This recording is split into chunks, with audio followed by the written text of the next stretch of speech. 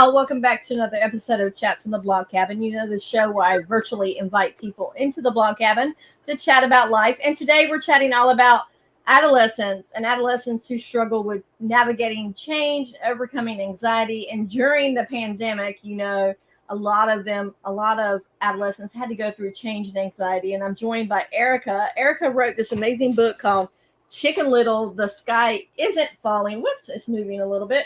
And we know the story about Chicken Little, and Chicken Little as a childhood story. The sky is falling. The sky is falling. So, Erica, introduce yourself and tell us what you do, and then we'll get into about the book.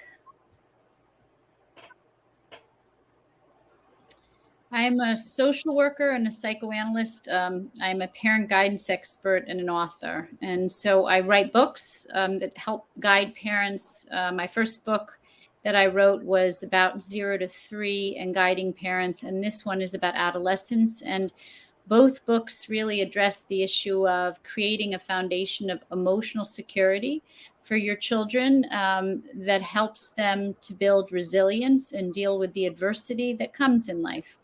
That's who I am. So why did you decide to write this book? Because I know anxiety seems to be like the key phrase right now. You see, it's like it's a hot topic. Everybody's talking about anxiety, and we hear a lot more about anxiety than we used to.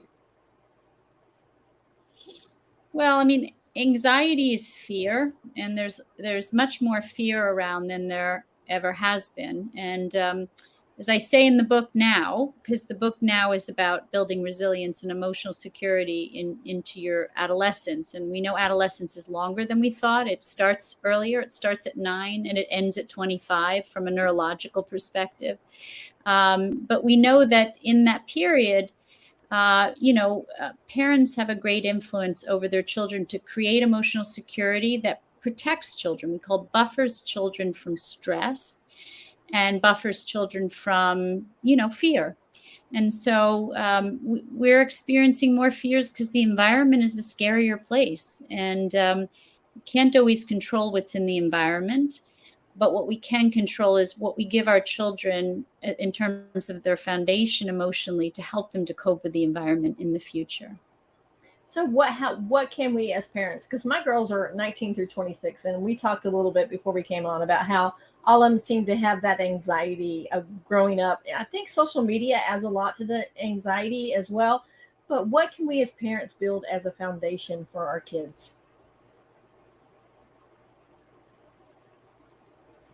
Well, I mean, this is the way I would put it. There's a lot expected. Much more is expected of kids today than was expected of my generation. And we give them less and we expect more. I guess that's how I would put it. In general, not everyone.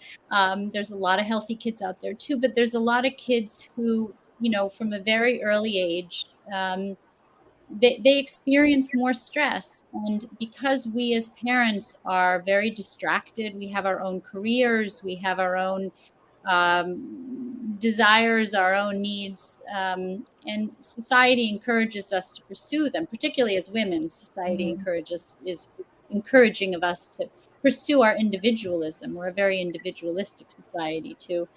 Our children are getting less of us, unfortunately, but we are expecting more of them. And what I mean by more of them is, the academic pressure that we put on our children is just, it's over the top today.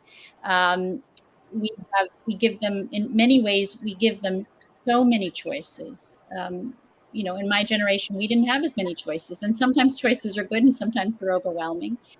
There's social media pressure, and social media is, as we know, there's a new study out now that says that Facebook and Instagram, have been devastating to young women's self-esteem, and we know that social media puts a kind of pressure on them, focusing on fame and celebrity and money. They have global warming threats. They have fears for the future, instability, fractured communities. So, all of these things are just too much for kids. So what we can give kids is the question, because unfortunately, we can't remove social media. We can't remove the global warming threats.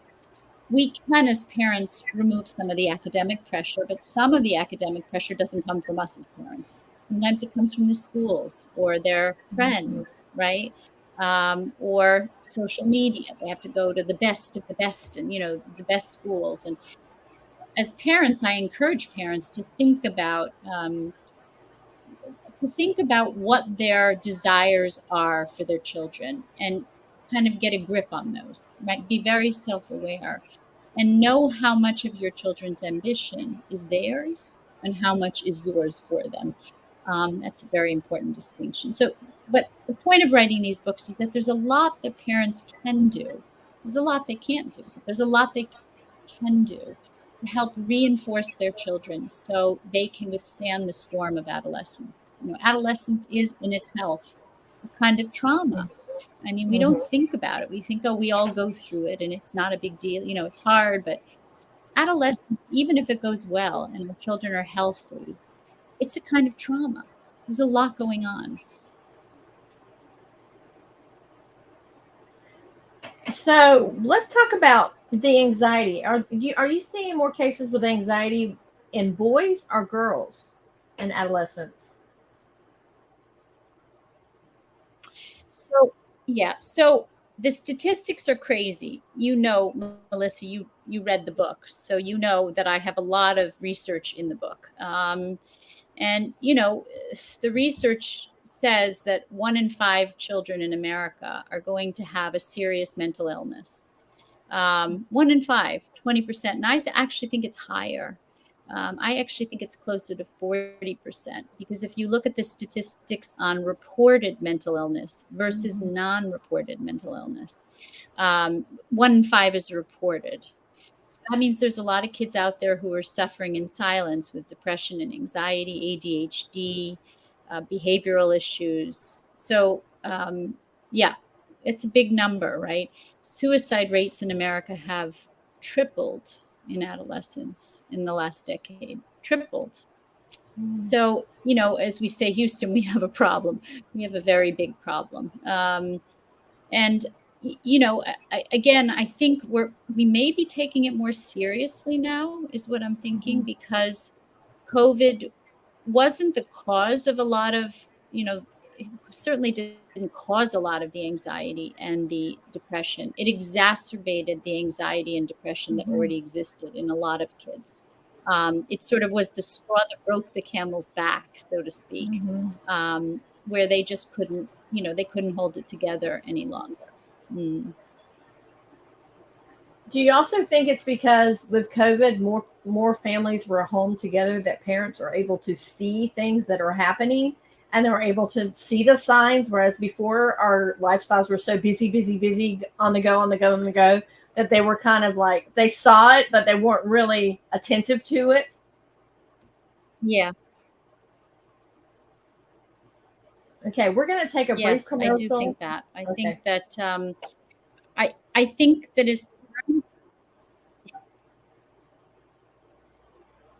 I think we're kind of got a little bit of a lag here, so we're going to take a brief commercial break, and then we're going to come right back, and hopefully there won't be a lag when we come back. Do you feel betrayed by life, your body, or by someone that you love? You are not alone, and you are not weak or overly emotional for feeling the way that you do. Betrayal is one of the most overwhelmingly painful experiences to navigate because it strikes at the core of who you are and what you are worth. No matter how gutted you feel, there is hope. You can flourish, not in spite of your experience, but because of it. I know. After 23 years of marriage, my world was shattered when I found out that my husband had been cheating on me with 5 different women for 15 years. I lost everything that day, my identity, my worth, and the future I had worked so hard to create. While it was a long and arduous journey back to myself, today I know who I am, what I want, and I am happier and more confident than I ever was before. I've got what I call naked self-worth, which is the ability to just see, know, and love yourself for who you are, not for what you accomplish, or for who you are in relation to others. No matter what has shattered your heart, if you're ready to get clear on who you are, what you want, and to learn how good life really can be, then Life Choreography is for you. Even if you feel too old or are too busy because you have kids at home and you're in charge of everything, Life Choreography is a comprehensive 5-month, 5-step program that empowers you to strip out of your labels, roles, and scripts, and to reveal yourself as you are, not as you think you should be. To learn more, go to nakedselfworth.com and download your free guide that shows you how to untangle yourself from the past, reclaim your sexy, and start re-choreographing life on your own terms so you can love and be loved for exactly who you most authentically are.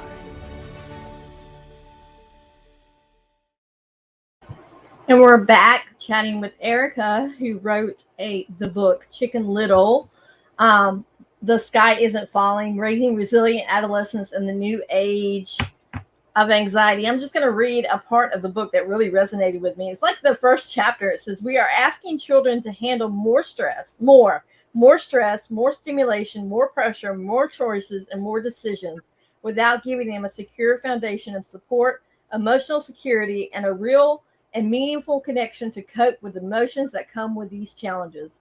Then we wonder why our kids collapse when the emotional, social, and hormonal storm of adolescence hits. Being a teenager in the age of anxiety is scary. Being a parent of a teenager is scarier. And being a parent of 3 teenage girls, I would add, is even scarier, because you know that when the hormones hit in the teenage years, it is scary. Being the mom of a teenage girl during hormone years is really scary. So when you add the anxiety and the mental health on top of that, because as I mentioned before in previous episode on mental health, my daughter, actually, we had a whole panel on this. My middle daughter has ADHD.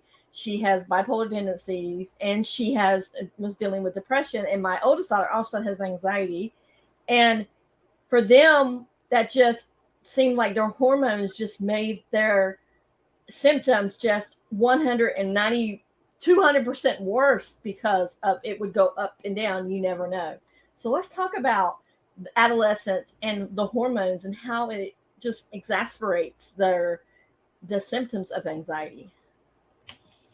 Well, I mean, maybe what we need to talk about too is stress. So, you know, what stress does to an adolescent's brain. So because of the hormones that are sort of, because of puberty and the hormonal shifts, stress is amplified. So it is a very difficult thing because, whether we like it or not, we put a lot of pressure on our teenagers to be successful, to be successful in school, even how we define success, to get good grades, to get into good colleges, to play sports, to be at the top of their game, to have, what I say is, in my generation, not much was expected of us at all, and as a result, we kind of could get through. Not everybody did, but more did. Today, too much is expected of them. They're expected to be adult-like. We sort of adultomorphize. It's a word I sort of made up, but we project on to teenagers and adolescents that they're adult when they're not. And basically what stress does to your brain as a child is it sort of gets a part of the brain called the amygdala going. The amygdala is a small almond-shaped part of the brain, very old, primitive part of the brain. And it regulates our stress. It helps to regulate our stress. The problem is many children didn't go into adolescence with a secure enough attachment or foundation. And the amygdala comes online or becomes active too early. So that stress regulating part of the brain is activated very early, right? If they separate too young from their parents, they're put in daycare with strangers, if they don't have enough physical and emotional contact with their parents in the beginning to buffer them from a lot of that stress, because that, again, that stress regulating part of the brain is supposed to be very quiet in the first year. That part of the brain gets overactive too early, and then it kind of burns out and shrivels up and then isn't useful later on. So that part of the brain isn't successful at regulating a lot of these adolescents' stress. And then we're not sensitive as parents in terms of how much stress we are imposing on them. We expect so much of them, but we're not really sensitive as to the cues. So part of the reason I wrote the book is to help parents, give them knowledge, is to know what to look for in terms of symptoms, signs that your child is too stressed, and that rather than pushing forward, you need to pull back. So what are some of the symptoms and signs that we can look at and see when your child is too stressed that, okay, maybe right now is not the great time to push them. Let's just take a break and just relax. Yeah. Anything that has to do with sleep, eating, any biological functions, if your children are sleeping more, if they're sleeping less, if they seem, if they're eating more, if they seem to be emotionally eating, or if they've stopped eating, if they're socially isolated or more socially isolated, meaning if they're retreating from their peers, if they feel sort of out of control. So what we do know is that stress makes the brain vigilant. So one of the things that people don't know is that ADHD is not a disease. ADHD is a symptom of the brain's response to stress. It's how the brain behaviorally expresses that it's under stress. It becomes hypervigilant. It's part of our fight or flight system. As human beings, we were, in an evolutionary way, equipped to deal with stressful situations, right? If a saber-toothed tiger is chasing you in the old days, you would either fight the tiger or you'd run, right? So we know that a lot of kids are more aggressive in school. They're experiencing behavioral problems where they can't control their aggression. That's the fight part. That's the fight part of the vigilance and being under too much stress. The flight part is expressed in distractibility and attentional issues. That's the flight part.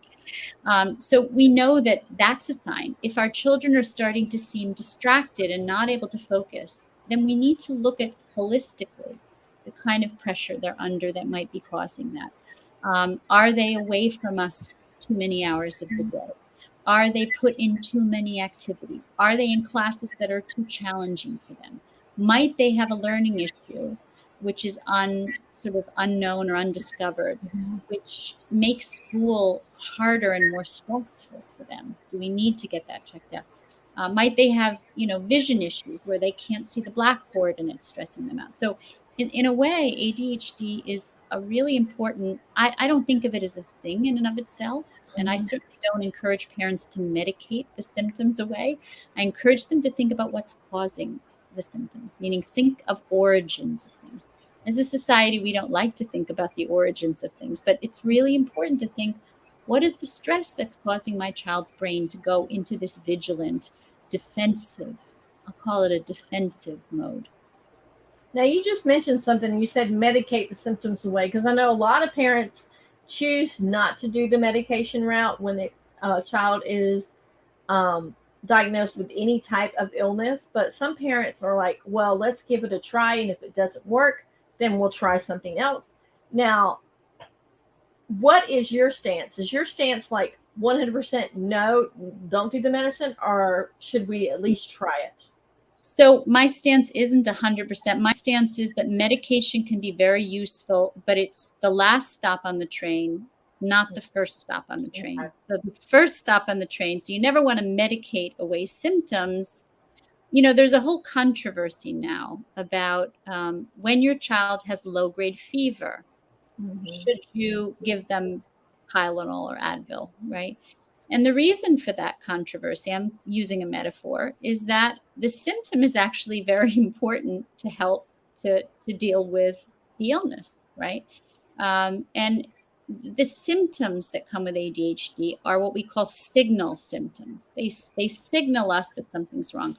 So just getting rid of the symptoms doesn't mean that what the underlying causes have gone away. So we want to deal with the underlying causes. We want to get our child to a really good talk therapist, a child and adolescent specialist. Make sure that it's child and adolescent, not an adult therapist, because they're different. And you want to get yourself into some parent guidance too. And usually when you take your child to a really good talk therapist, a feelings doctor, they also do some work with parents to help them to help their children. So that's what I do. I do a lot of parent guidance. And that's the first stop, is talk therapy, to see if you can get to the bottom of what's causing that child's stress. And usually it has a lot to do with psychosocial, what we call psychosocial stressors, family issues, conflicts in the family, transitions that a child is going through, moving to a new school, moving to a new town, illness or death in the family, marital conflict. I mean, I could go on and on. If you think about all of the things that cause us stress as adults, they're amplified in children. What I say is children and adolescents have very, very sensitive constitutions. Their brains, they're very neurologically fragile, much more so than we have ever known before. So technology now has allowed us to see just how fragile their brains are.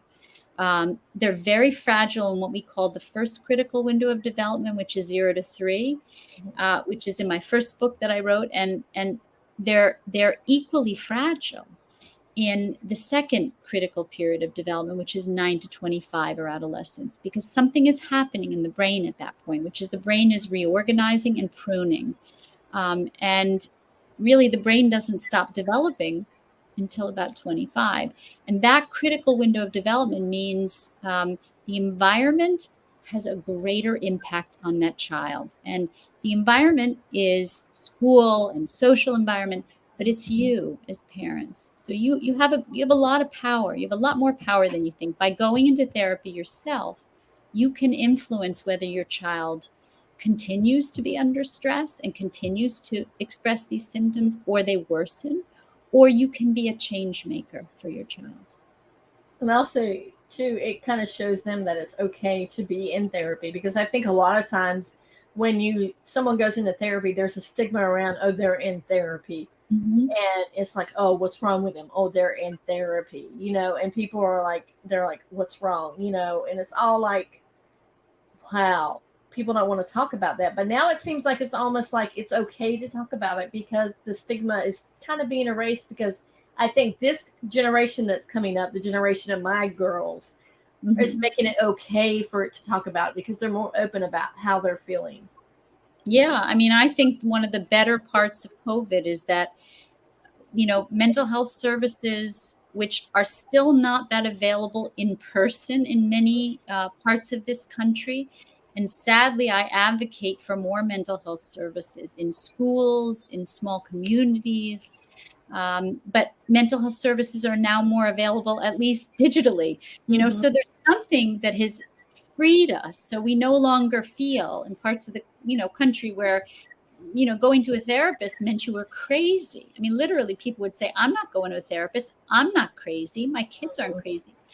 And my experience as a therapist is really crazy people don't go to therapy, but people who are really sensitive and, open-minded and evolved do go to therapy when they have struggles. So we want to teach our children, and we want to, as parents, model that when we are struggling, it's healthy to reach out for help, right? That idea of self-sufficiency and I can do it on my own, and independence, is actually quite unhealthy. That what we know is that the healthiest ego, the healthiest person is someone who has flexibility, who can lean on others when there's someone there to be leaned on, and when there isn't, can flexibly lean on themselves. The ability to go back and forth fluidly between being able to lean on others when you need someone is very healthy. Now you keep mentioning that adolescence is up to age 25. When did they change that? Because a lot of times it was like, oh, you're 18, you're good, you're Yeah. done. That changed in the 90s. So the 90s was the decade of the brain.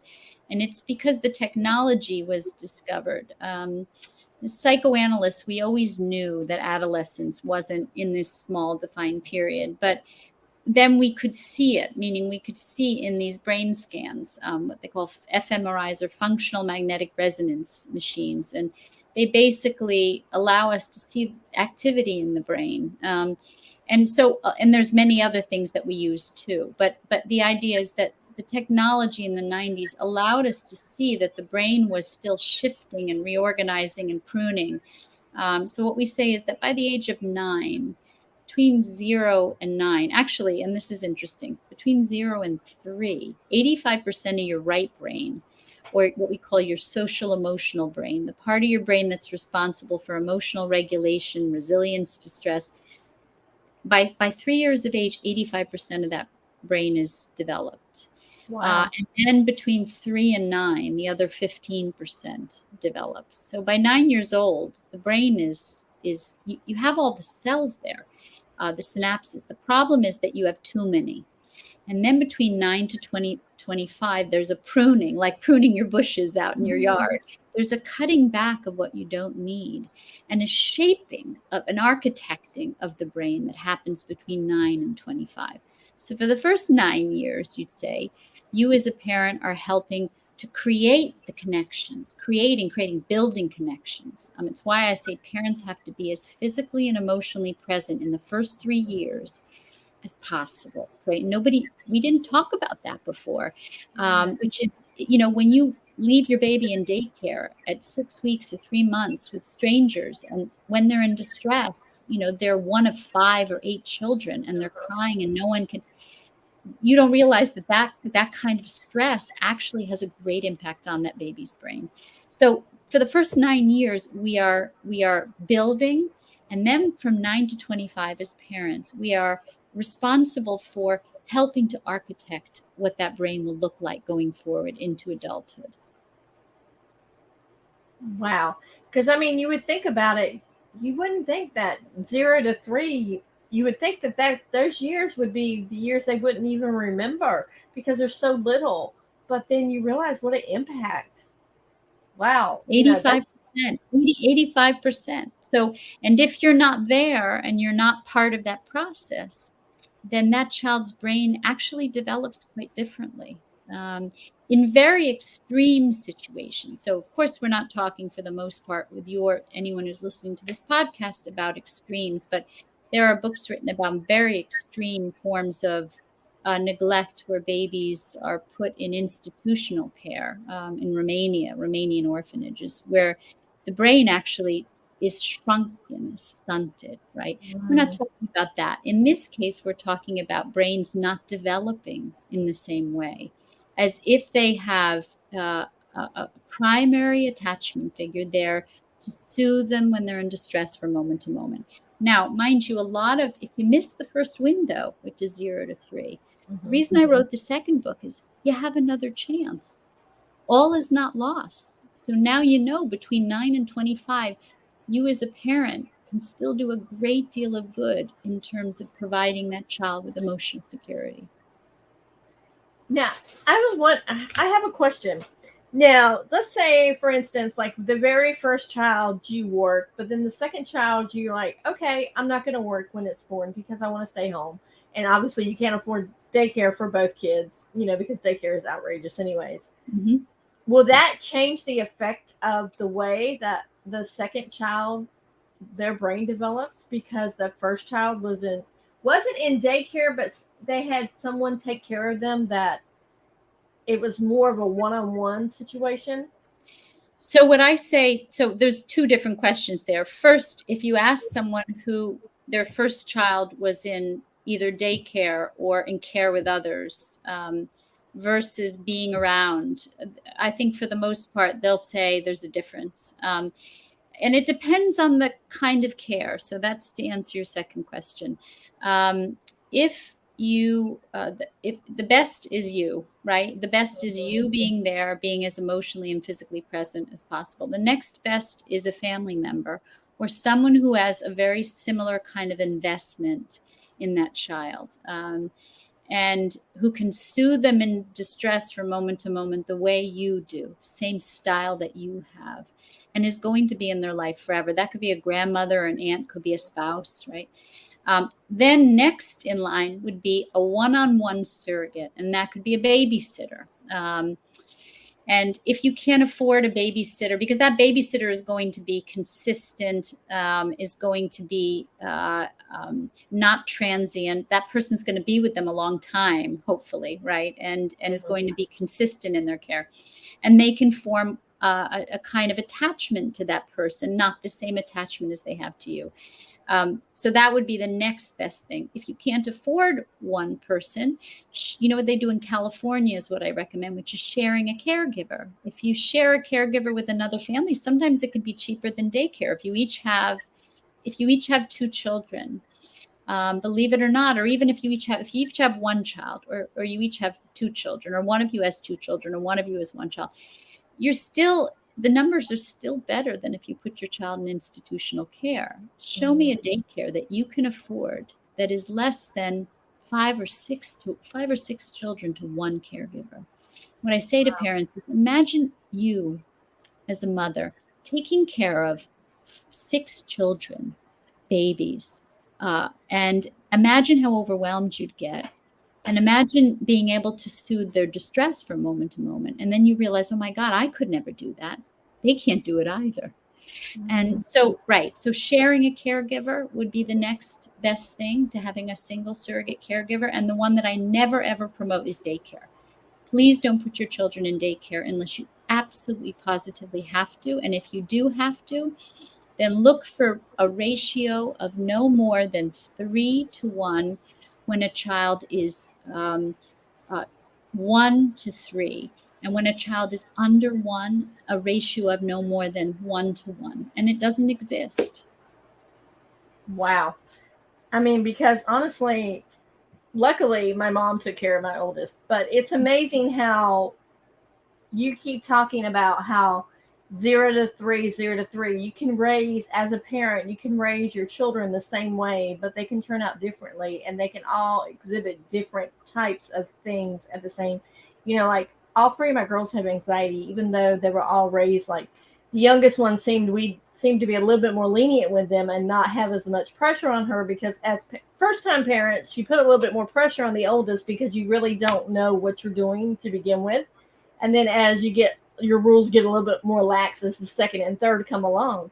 So let's talk about first-time parents, and then once you have more children, how you seem to the pressure seems to come off a little bit for the other children. Well, that's often the way, right? As first-time parents, we are more anxious ourselves. And when we're anxious, it's called generational expression of anxiety and depression. One thing I encourage people in the book, parents in the book, to be is self-aware. So the more self-aware you are, if you feel anxious, you're going to make your children anxious, basically. If you suffer from depression and it's untreated depression, then it's generational transmission, means that will be projected into your children may also feel depressed along the way.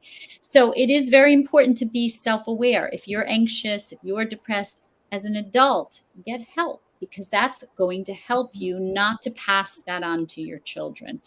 You think about it, that we are the greatest part of their environment. So if their environment does not feel secure, if their I'm going to use the word primary attachment figure, primary caregiver, because sometimes it's the dad today. Usually it's still the mom, but sometimes it's the dad. And whoever is actually responsible, the go-to person for that child to feel emotionally secure from moment to moment throughout the day. And it should be the same person, right? The idea of having multiple attachment figures sounds a lot better than it actually is, because the truth is there's still one primary person that's the go-to person. The more calm and centered and emotionally present and physically present we are for our children, whether they're the first or the last, the more internal resources we give them as they go into adolescence to cope with the adversities that are going to come. And again, there are more adversities. I mean, there's just much more that is stressful for children today. So I'll use an example from a radio host that did an interview for me. Michael Smerconish interviewed me, and he told me the story. He said, when I was a kid, I got a haircut. It was a really bad haircut. And I went home and I cried because I was afraid the kids would make fun of me at school the next day. And they did. They made fun of me. But in a couple of days, it went away, and I could cope with it. He said, I can't imagine what it's like with social media, because not only then do you have just a handful of kids making fun of you and laughing at you or dealing with whatever adversity you have the whole school knowing that you're a target, or even more than the school, the adolescent community at large, right? Mm-hmm. So it's just take that as a smidgen of why it's much more stressful for them. Academic pressure, I mean, I didn't even go look at the colleges I applied to. I just applied to 2 colleges, and I applied to them without going to look at them. And my parents weren't that involved. It was because in those days, and I was a beast, I mean, like who thought about that stuff? So, and now today, it's terrible. So if you just think about the pressure on these kids, which makes it even more important that we ourselves are not anxious as parents. Now let's talk about too. I have actually had some of friends who actually try to live through their children. Like they would do everything with their kids. Like they would go concerts with their kids. They would go to college tours with their kids. They would actually even become friends with their college kids' professors so they can get in good with them. I mean, it's almost like they're living vicariously through their kids, like their college years. When is that time to say, okay, it's time to stop and let your kid learn how to function on their own in the real world? Yeah, it's a good question, because attachment is very, very important for emotional security. Being there when they're in distress, when they're little, and through adolescence. That's what the second book is about. We have to be there during adolescence to help them process their experiences and their emotions regarding their experiences. If we're not there enough, we miss that, right? I use a term in the book, when the door opens, literally and figuratively, when the door opens and they're ready to talk to you, if you happen not to be there, the door closes again. And you have to wait until the next time the door opens, because their defenses are such that they're only going to be open on their terms and on their time, not yours. So, and so that's a really important thing that we have to be present throughout. I mean, it's not just in the early years, but kids are really not resilient. I mean, they are just not nearly as resilient as we think. But you asked about separation. So attaching is very important, but equally important is the ability to let go. And we begin to let go from the moment they're born. Believe it or not, the process of separation is the process of seeing your child as an individual, not you, separate than you, different than you, separate interests than you, separate ambitions than you, separate desires than you. That ability to see our children as individuals is the beginning of separation.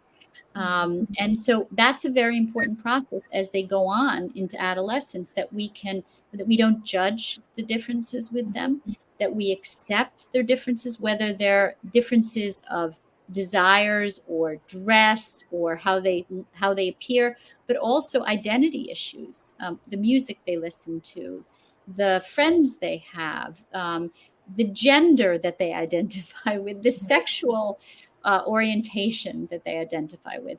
It's all part of allowing your child to not be you. It's me, not me. And that separation allows them to blossom as human beings and accepting whoever they are. That's really critical, that we want to, as parents, control who they become. And we can't, we can only give them our value system. We give them love and attention, and we make them securely attached, and we are there when they're in distress, and we give them our value system, and then they have to choose for themselves. But that idea of merging with your child and not letting them be separate from you can also cause a great deal of anxiety. We don't want to push them out and make them be self-sufficient too early, but we slowly want to wean them so they can function out in the world without us. Yeah, because I see a lot of people, a lot of kids that when they go out in the real world, they can't function, and they end up back home because they don't know what to do. They don't know how to handle a job. They don't know how to handle their money. They flunk out of college because mom and dad have helped them with their assignments when they were in high school. Right. Well, that's part of parental anxiety. So, for instance, I'm not giving anything away. I'm not betraying confidence, because I see so many families like this. But I was seeing a family this week, and it was a family that was worried about their child starting a new school, and worried about that child's executive functioning, that they wouldn't be able to email the professors. It was a high school student. Wouldn't be able to email the teachers, wouldn't be able to stay on top of their schedule. And so this parent was basically following their child's email to see if the child had emailed the teacher back. And I said, you have to stop doing that. You have to let them take control of it. If they need you, you have to tell them that you're there for them. If they need help organizing their time, but that if they know that you're looking at their emails, then they still feel you are in control. And you have to let them fail if necessary. You have to let them fall and make mistakes. If you're any sport that you do, skiing is the metaphor I usually use, because when you learn to ski, you fall down a lot. And that's how you learn. If you don't fall down and you hold yourself like this, you never learn. You have to fall down. And parents are so anxious about their children falling down.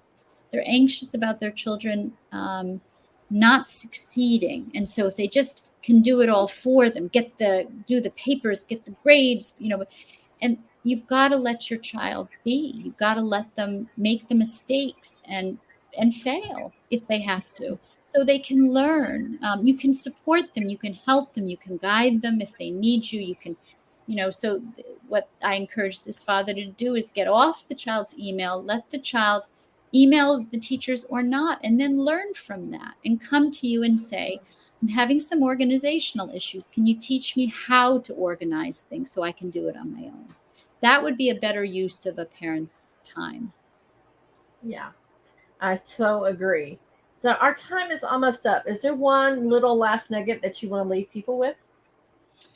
Well, again, I'm going to say what I said earlier, which is be there as much as you can in adolescence, both physically and emotionally, because if that door opens and you are not there, you're going to miss many opportunities to help regulate your child's emotions. And emotional regulation is basically processing their feelings.